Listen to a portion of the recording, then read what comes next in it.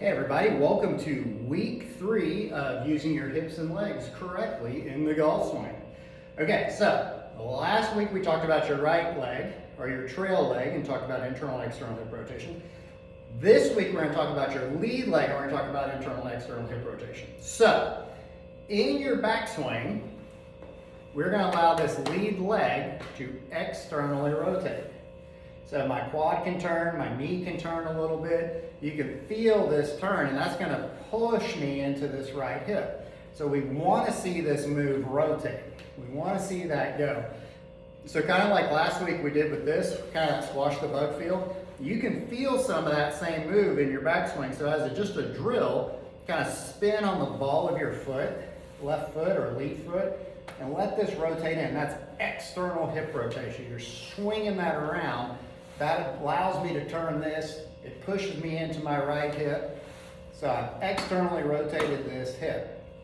Now what's going to happen is now it's going to reset, and then you're going to turn into it. So we're going to take the same drill we did last week for our right leg. We're going to do it with our left leg. I'm going to take this foot. I'm going to turn it in just a little bit.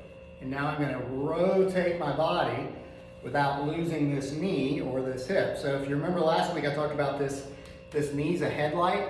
I want to keep it forward. I want to keep that quad forward. I don't want to see a lot of rotation. I want you to turn, keep the quad here, keep the knee here, and rotate into it.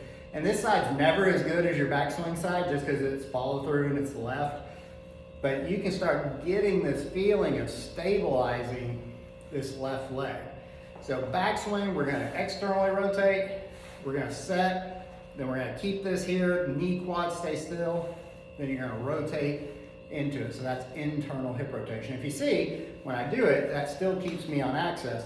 If I spin this hip out, see how that pulls me forward? So now I'm going to be slapping at it with my hand. So I want to be able to internally rotate on that left hip.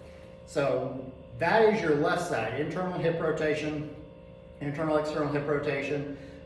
Next week, we're going to combine all of this together and see how it fits. But work on each one of these legs because you're creating pattern. Next week, we need to have the pattern created so you can do it in your golf swing. All right, I'll see you next week.